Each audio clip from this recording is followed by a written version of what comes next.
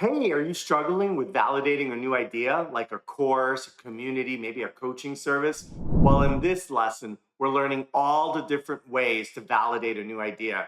We're going to talk about surveys and research, competitors, so that way, at the end of this validation, you can feel really good that you're going to go all in on this new service.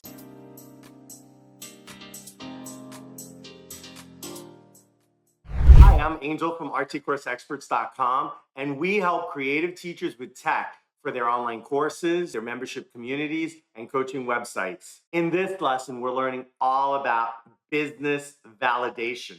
We're going to learn what does it even mean to validate a business idea, why validate. We're going to go into a how-to guide with some market research and then some of the benefits of validating. Then we'll go into an example. And finally, we'll summarize all our top tips. So let's start with what is validating?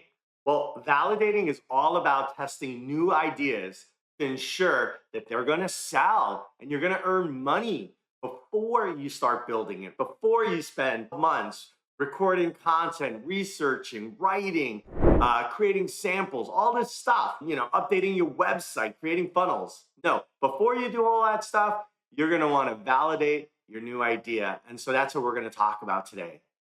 And why exactly is it smart to validate? Well, it's going to boost the chances of success before investing time and resources to create a course, a community, a coaching plan, whatever it is that you're doing.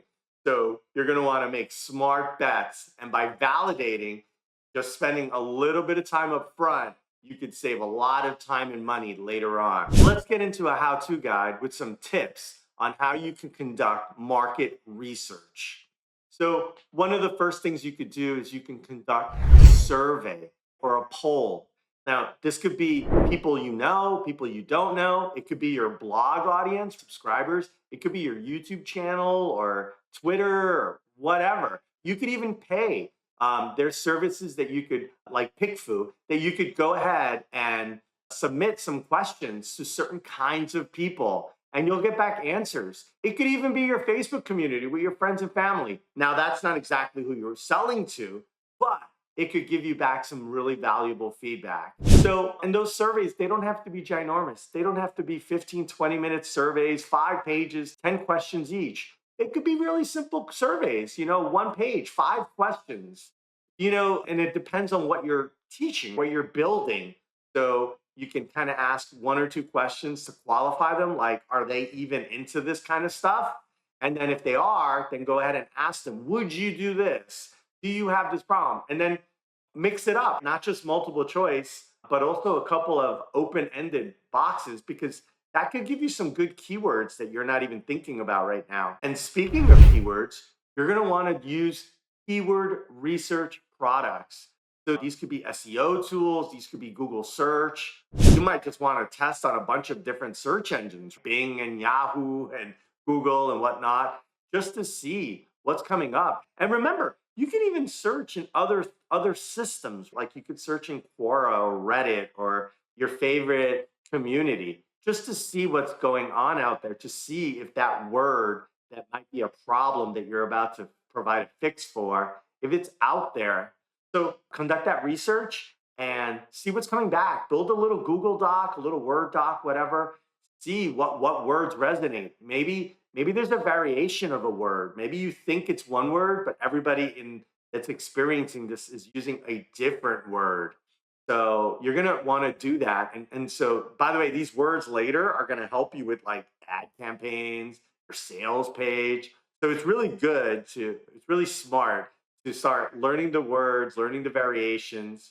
And of course, it also depends on your country, your industry. Are you guys different kinds of words? Like artists are going to use different words than maybe makers or builders. So just you're going to want to hone in on those words. The dialect, is it informal? Is it the fancy official word that's in the dictionary, or does everybody call it a different word? So you're going to want to just get smart on those words and see what's coming back. What's out there? What's the volume of these words that are out there? Next, you're going to want to really hit the social medias. So the Twitter, the Facebook, Pinterest, all these different, platforms. You might have, groups within Facebook, like Facebook groups for that thing that you're trying to do. So you're going to want to see what's out so that you could see what responses. Maybe are other people asking about this same problem, and what are people responding back that maybe that first person didn't ask about.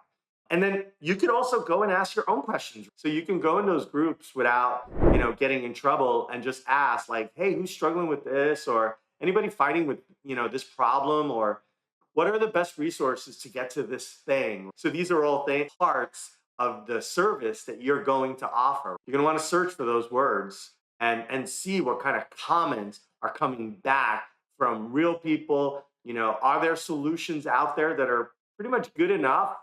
You're not going to be able to make it better, or hey, the solutions that are out there are kind of weak. And by the way, that's your jam and you could totally rock it. So if you could do it better, then go for it. And you're going to want to analyze the competitor results. You're going to find out what's out there today, what courses are doing this, or what communities or what coaching programs or webinars are out there that solves the problem that you're about to provide a solution for. So you're going to see how many competitors. You're going to see how good they're working. Are they scattered all over the internet? Like, hey, that's the go-to company, or is it just a bunch of providers, or like kind of weird fitted? They're not really even solution providers. They're alternatives, and you are about to provide the real, answer, the real solution for these problems. Maybe they're substitutes, but nobody's hitting that problem dead on. So that's really great research for you to collect and take the solution. That, by the way, the fact that there's competitors, that's not exactly bad. That's good. That means people are paying for this problem. And if there's a few competitors, that's cool. That's actually okay, especially if you take it and you apply it in a slightly different angle, and a slightly different niche, a particular problem, your personal style. So the competitors, yeah, that's good. That means that this is a good idea. There's some people out there. And then the question is, how intense are those competitors? Are they just substitutes, or are they rocking and dominating a market? Is there space for you? And you're thinking about, how long is it going to take me to get some market share in there? Another idea is to pre-sell your idea. So you might make a course sales page and say, hey, sign up for this if you're interested, and be the first one to know when this course idea launches. So you could pre-sell it at a deep or a moderate discount, so that you're just getting people to say, hey, I'm willing to sign up for this. And you can provide some terms like, hey, in the next 6 months, I'm about to launch this course. Sign up here if you're interested, and you'll get 50% off. It'll be at this price or whatever. These are all great ways for you to find out if there's interest in your solution that you're about to build. If you don't want to even, if you're afraid to kind of commit and get people to sign up, and that's okay, you could just do a landing page that just lets people hand raise. Hey, I'm interested in this thing. You could potentially, on your blog, you could let people, you could do that survey, or on your fan page, on your social media, you can ask for it. And then you could even post it out there like, hey, here's my sign up page. With a very simple sign up page, you can have, hey, if you're interested in our future course, our future community, our future webinar, whatever it is, you can provide some high level details. You don't have to build out a whole giant sales page, get copywriters, and it could be very high level, Hey, I'm thinking of doing this. It's going to solve these problems. Let me know if you're interested, and you'll be the first one to find out. And you can see how many people are signing up. Like, is it like a popcorn, pop, pop, pop, pop, a bunch of people? Or is it like, oh, nobody's interested, nobody gets it, nobody knows those words, nobody that you're reaching out to seems to have this issue? Well, then that's a warning, and that's a really good, it's quiet, but it's a very loud signal to you that you might want to change and pivot the future service that you're about to offer. Another way to do market research is to run a small ad. It could be $1 a day, $2 or $3 a day on Google or Bing or Facebook ads. And you're running an ad, and it could just point them to like a landing page, or that pre-sale course page. Or maybe that ad simply points them to a blog article, but it's a blog article about the thing that you're about to, the service, the tips that you're about to teach them. So by running that ad for 30, 60, 90 days, you're going to get a good feel. Like, are people even looking at it? Are they clicking through? Do they get all the way through and maybe sign up or submit their email? So this kind of analysis, it's kind of mathematical, but we want to know, like, you ran an ad. How many, did you get anybody to look at it? Is anybody interested? And remember, you don't need hundreds or thousands of people. It could just be with, 100 people alone at some fair price that you're about to offer. That could be good money, especially if you already have other services. It could be your first service, which is also cool to just make some money. So you're making some money on your first thing, or it could be this extra service that you're just stacking to get more, give more value to your audience. So either way, it's cool. So again, you don't need the million, you don't need the viral thing. With this ad, you could find out, like, are people interested? Do they have this problem? And is it enough of a problem that maybe you could hint at a price or not even hint at a price? And by the way, you could do two ads. The first one is just to see if people are interested. And then maybe for those people that are, you could talk to them, send them an email.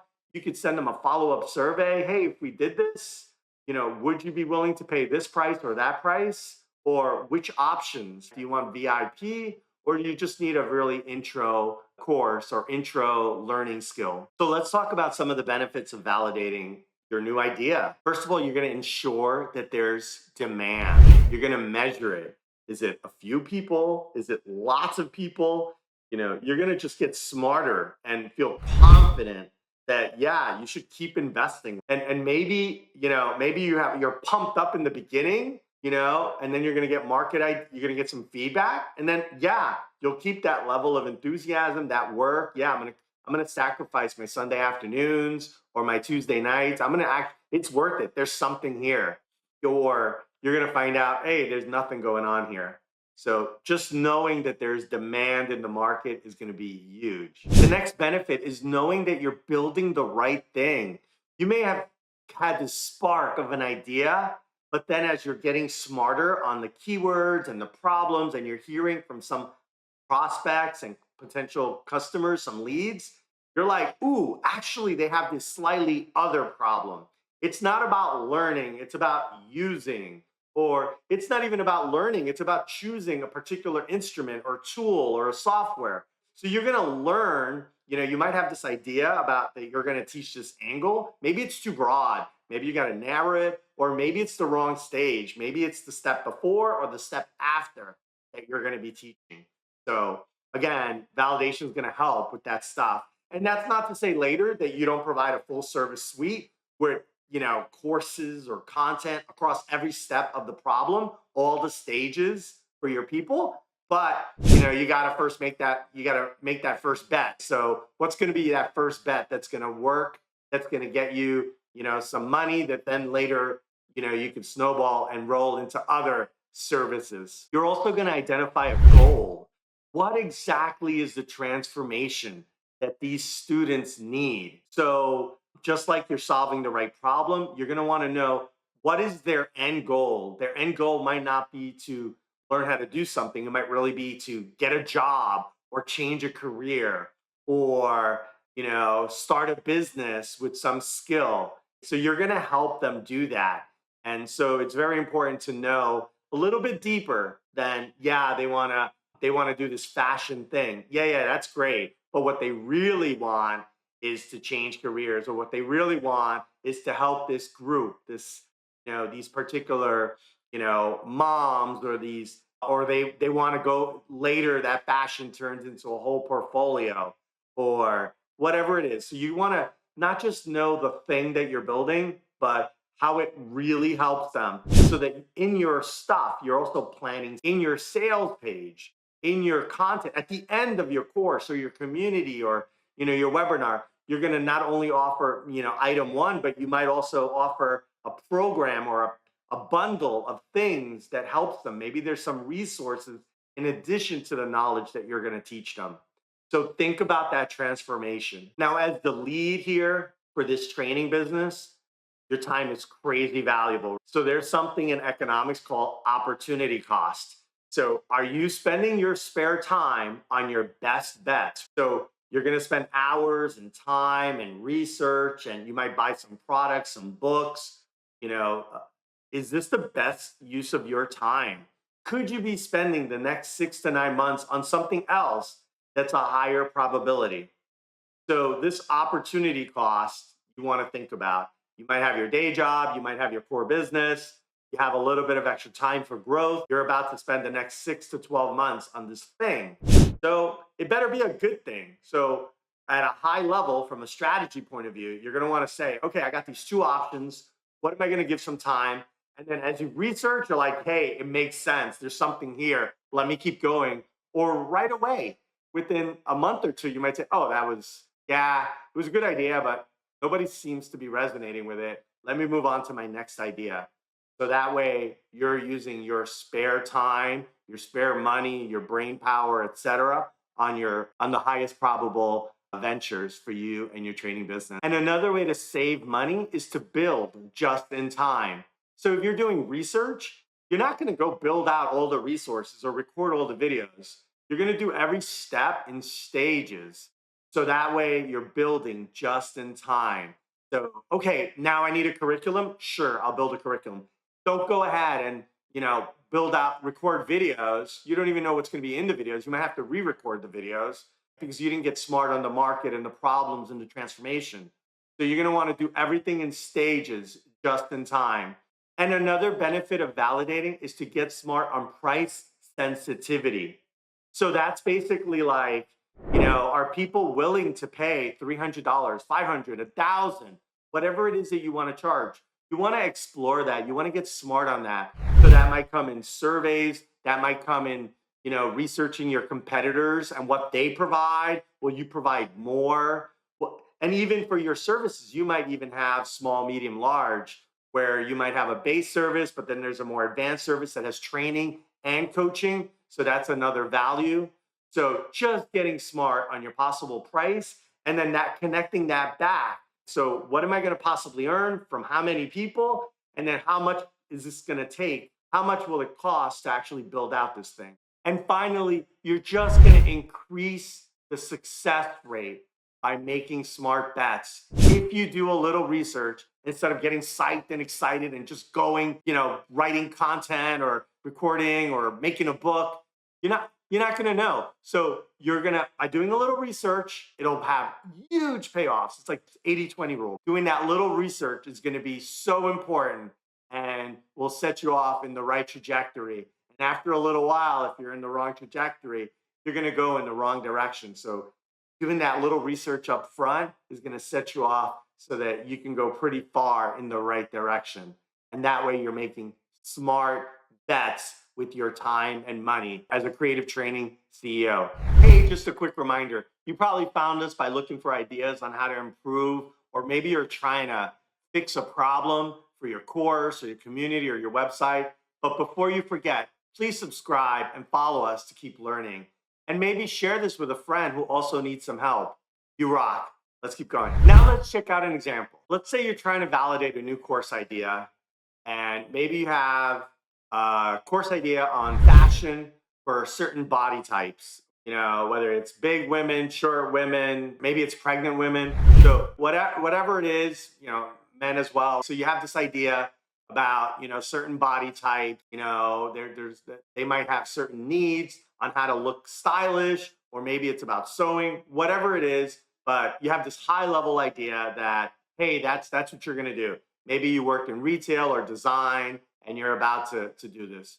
So let's think about some things that you would do to validate that new course idea. So first of all, let's start off with a survey. So you're going to want to create some smart questions, and you're going to want to get smarter on these options. What are pains that people are having? What are they most frustrated with?